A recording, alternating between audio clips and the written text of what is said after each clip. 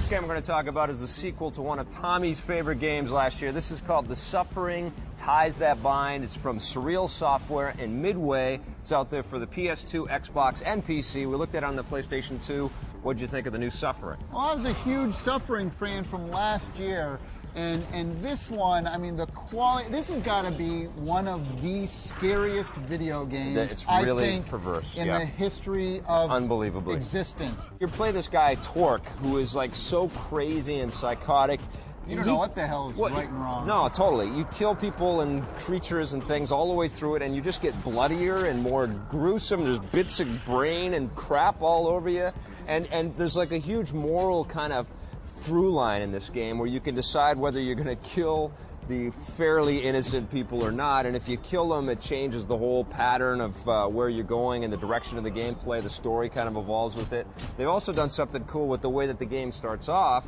It picks up from your save game from completing the last Suffering. And I gotta also say that the audio production is probably some of the best audio for this style of game. Yeah. The sound design, I mean, it's not really music as much as it is these ambiance textures and just really scary, unbelievable job.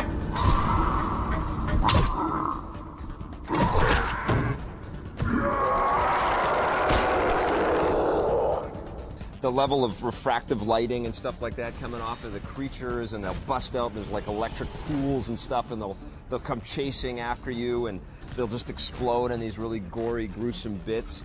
It is so disturbing to watch. It'll give this you game. nightmares. Well, this game will give you nightmares. I haven't felt this kind of, it's like a dirty, disturbing thing, though. But I gotta say, as much as all the production quality and all that stuff is great, for me, I was really let down and disappointed with the controls and the camera angles. It needs to decide whether it's a third-person or a first-person game, because in this game you do have to do some jumping stuff, and so you need both, right? Because it's easier to do some of the action stuff when you're in first-person, but you also need to do platform jumping things and clamber up stuff.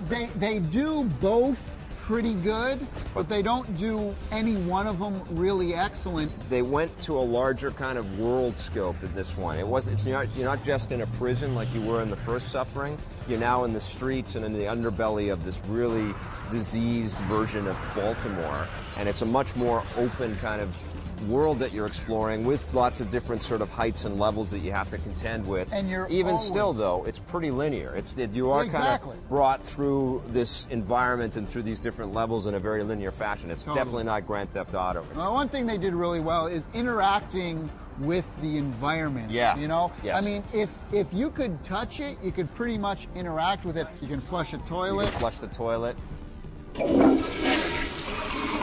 It's a very, very well-made game. There are problems with it, but I still enjoyed myself. Very creeped out.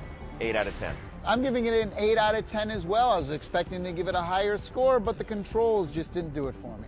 On the positive side, the audio and sound design in this game is unfreaking believable. The graphics in this game are extremely well done. You can interact with almost everything in the environment, but I think the game's strongest point is the effective way this game creeps you out and scares the living out of you. On the negative side, the game does suffer from some linear gameplay. There are some touchy camera and control issues in here. And finally, this disturbing content is definitely not for everyone. Keep this game away from kids.